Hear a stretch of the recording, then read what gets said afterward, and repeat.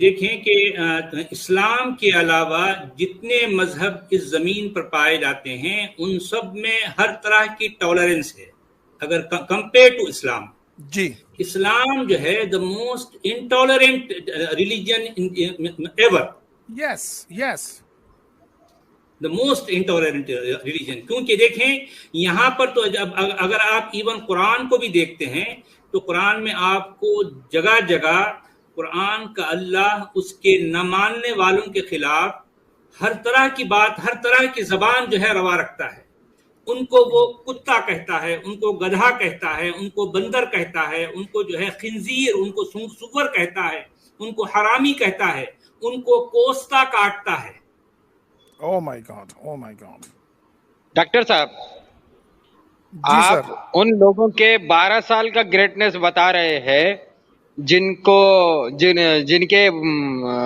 बुतों के खिलाफ बोलकर उन्होंने 12 साल तक वहां रहे और अपनी मर्जी से गए।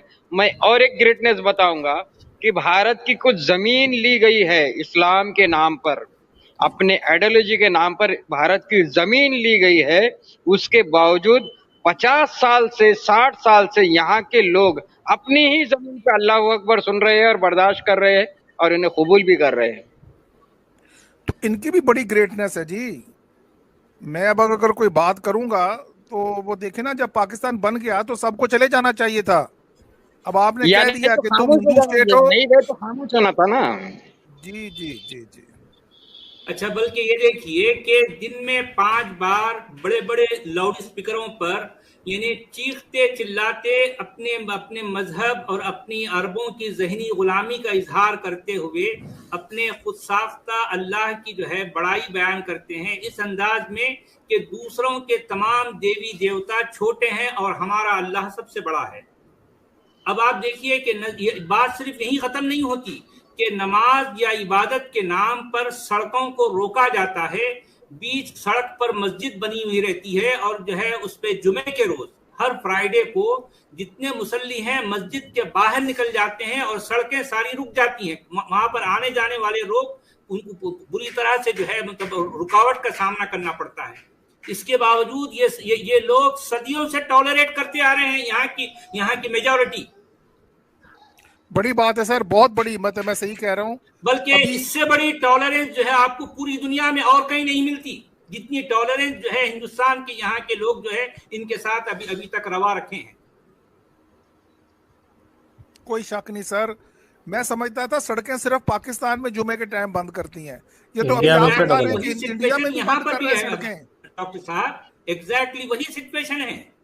अगर रमजान आ जाता तो रमजान तमाम ऐसी जगहों पर जो है पूरे दिन में जो है चिल्लम चाली होती है और नमाज की तरावी जो है लाउड स्पीकरों में पढ़ी जाती है, जुमे के खुतबे जो है लाउड स्पीकरों में होते हैं और खुतबों से पहले बयानात लाउड स्पीकरों पे होते हैं और जो है अजान से पहले दुरूद पढ़ा जाता है, फिर उसके बाद अजान जो है पढ़ी जाती है, सारी की सारी लाउड स्पीकरों पे होती है।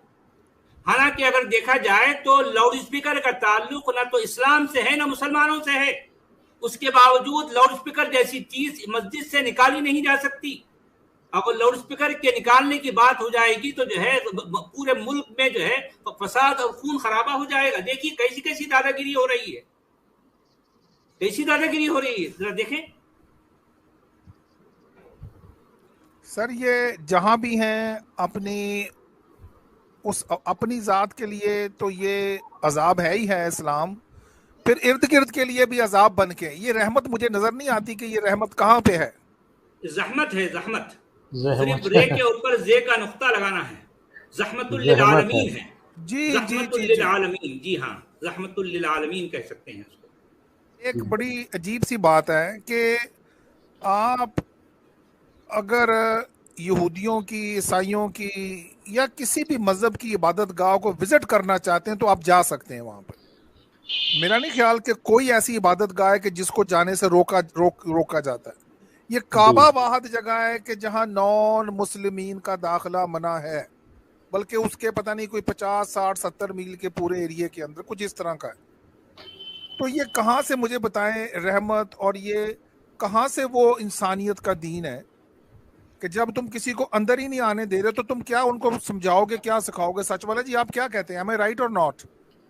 अच्छा डॉक्टर साहब, इस बारे में मैं एक बात जो है, एक नुक्ता सब लोगों के सामने रखना चाहता हूँ, वो ये कि जिसे हज या फिर जो है काबा या फिर जो है इससे रिलेटेड जितनी बातें आती हैं, पूरे कुरान में इन लफ्जों के साथ नास का लफ्ज आया है। नास जी, कहते नास। हैं लोग, पीपल। जी, या आप अय्युहन समझिए, नास। ये किसी पर्टिकुलर कम्युनिटी से इसका कोई कनेक्शन नहीं है, मुस्लिम या मोमिन के लिए नहीं है, बल्कि लोगों के लिए है। यानी कुरान में जितनी जगह पर जो है हज का लफ्ज आया है, ये लोगों के लिए है। जी, कुरान में जितनी जगह पर जो है, यानी जिसको आप अल काबा कहते हैं, वो लोगों के लिए है। बिल्कुल। आप समझे? अच्छा, अब सवाल ये है कि अब आज की तारीख में, आज के मक्का में मुसलमानों के अलावा किसी और को वहां पर एंटर होने की जो परमिशन से जितनी प्रोहिबिशन है, आप ये समझ जाएं कि दाल में यकीनन काला था, इसलिए इसको रोका गया। उनको इस बात का डर है कि कोई गैर मुस्लिम यहाँ आकर कहीं हमारा भांडारा फोड़ दे। अच्छा अच्छा अच्छा अच्छा, ये है असल उसके पीछे सियासत। सचवाला जी सर से एक बात करना चाह रहा हूँ। अभी जो आपने कहा ना सचवाला जी की वो मक्का में हज के टाइम में लोगों के लिए है, ये चर्चा हुई थी जब मैं वहां पे था सचवाला जी। तो वो लोगों से उन लोगों का मुराद ये था कि लोगों का मतलब होता है मुसलमान, मुसलमान के अलावा कोई इंसान है ही नहीं। ठीक है, वो है उनके पर्सपेक्टिव से जो बात कह रहे हैं वो बात भी सही है, लेकिन मैं जो बात कह रहा हूं वो एज पर कुरान कह रहा हूं, क्योंकि कुरान में जहां जहां ये हज का वर्ड आया है और काबा का वर्ड आया है, उससे इमीडिएट, उससे रिलेटेड जो वर्ड है वो है नास। वहां मोमिनून या जो है मुस्लिमून का वर्ड नहीं है। कोई पर्टिकुलर कम्युनिटी से इसका कोई कनेक्शन नहीं है।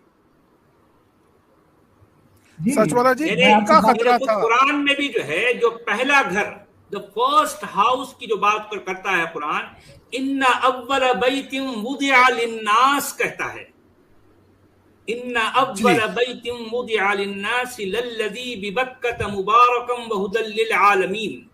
इसका मतलब यह है कि अल्लाह ने, यानी यूं समझिए कि सबसे पहला घर जो बनाया गया लोगों के लिए, सबसे पहला घर किसके लिए? लोगों के लिए। लिन्नास कह रहा है कुरान जी। लेकिन सर मैं ये कहना चाह रहा हूं कि अब सर स्टेप सर क्या होगा? जैसे आपने जो आज टॉपिक उठाया उसको, उसकी शुरुआत कहाँ से करनी है? देखिए, एक शुरुआत तो हो रही है कि जो ये एक्स मुस्लिम मूवमेंट चल रहा है, तो अगर मुसलमान खुद अपने आप को बदल लें और हम लोगों को मतलब खुद ही हम लोगों को भी समझे कि हम लोग क्या बोलते हैं, इंसान है, हमको जीने का हक है। एक तो वो तरीका हो गया। दूसरा तरीका हो गया कानूनी दांव पेच। और तीसरा मतलब वो सरकार जो सबसे इम्पोर्टेंट है। सर देखिए, आज मुसलमान की बात सर पूरी दुनिया में सर लोग क्यों सुन रहे हैं सर लोग, और मीडिया भी क्यों सर उनको सर सुनने को मजबूर है? बिकॉज सर उनके साथ गवर्नमेंट खड़ी है सर उनके साथ 55 मुल्कों की गवर्नमेंट खड़ी है। अगर हमारे साथ सर अगर एक भी गवर्नमेंट खड़ी हो जाए ना, अगर एक भी गवर्नमेंट खड़ी हो जाए हम लोग के साथ, तो सुनिए पूरे वर्ल्ड में आपका ये मैसेज जाएगा कि हाँ, एक्स मुस्लिम के साथ भी कोई खड़ा हुआ। सर ये सर कहना चाह रहा हूँ कि देखिए, जैसे मान लीजिए आपका मलेशिया हो या टर्की हो या पाकिस्तान हो, सऊदी अरब हो, ये सारे मुल्कों की सरकार सर खड़ी है इनके साथ। ये सर बहुत बड़ी बात है, जान लीजिए। और हमारे साथ सर कोई नहीं है। और मीडिया सर मजबूर सर ये है कि मीडिया को सर फंड जाता है वहां से, तो मीडिया सर किसी भी एक्स मुस्लिम के साथ खड़ी ही नहीं कभी होगी। तो ये मेरा ये कहना है कि ये शुरुआत होगी कहाँ से? ये जैसे आपने अभी 2.5 घंटे की जो स्ट्रीम रखी, तो ये तो आज अभी स्ट्रीम खत्म हो जाएगी, लेकिन सबसे बड़ा जो क्वेश्चन ये होगा कि अब इसकी शुरुआत कहाँ से होगी। यही बात मैंने स्टार्टिंग में कही थी कि इन लोगों को खड़ा होना होगा, हम लोगों की आवाज बन करके इन लोगों को खड़ा होना। ये सब मैंने बहुत ही, यही बात सब मैं आपसे बोल रहा हूँ कि इन लोगों को खड़ा होना होगा सर। क्योंकि देखिए, डेमोक्रेसी में सर ये होता है कि जिसके पास ज्यादा नंबर है उसकी बात सुनी जाती है। अगर आपके पास नंबर्स नहीं तो आपकी बात सर नहीं सुनी जाएगी, क्योंकि यहाँ पे सर किसी के पास एथिक्स नहीं है। जान लीजिए, पॉलिटिक्स में नो एथिक्स। ये नहीं कि आपको दर्द हो रहा है तो हम आपकी बात सुन लेंगे। अगर यहाँ सर बात ये बात मैं सर जो सर बोल रहा हूँ, this is a bitter truth sir, बिल्कुल है ये। हम लोग सर कुछ भी बोलते रहेंगे जब तक एक मास नहीं खड़ी होगी हमारे साथ कि हाँ, एक मास खड़ी हो गई, वो मास गवर्नमेंट कुर्सी को हिला सकती है। Then government will listen to us. अब अच्छा मान लीजिए अगर सुप्रीम कोर्ट का रुख करते हैं, तो सुप्रीम कोर्ट में सर जो जिसके खिलाफ हम जाएंगे वो लोग भी सर बहुत बड़े बड़े वकील सर हायर कर लेंगे। आप सर ये ना, कोर्ट के सामने दोनों पार्टी सेम है सर। जैसे मान लीजिए यहाँ तो हम अपने पक्ष की बात कर रहे हैं ना, लेकिन जब सुप्रीम कोर्ट में हम जाएंगे तो आपको भी सुने, हमको भी सुनेगी, उनको भी सुनेगी। ऐसा नहीं कि हमको बस सुन के बस वो क्या बोलते फैसला दे देगी वो। तो हम लोगों के लिए सर ये होता है कि वो लोग भी सर पैसे जमा करके सर बड़े से बड़ा वकील सर खड़ा कर देंगे वहां पे। मैं सर ये कह रहा हूँ आपसे। और वो फिर पता सर क्या करेंगे वो लोग, जैसे यहाँ पे सर जलेबी बनती है, जलेबी ना, वहां सर खूब सर जलेबी बनेगी। इससे मेरा कहना है कि पब्लिक अब समझे हम लोगों के दर्द को और ये सरकार तक बात पहुंचाए।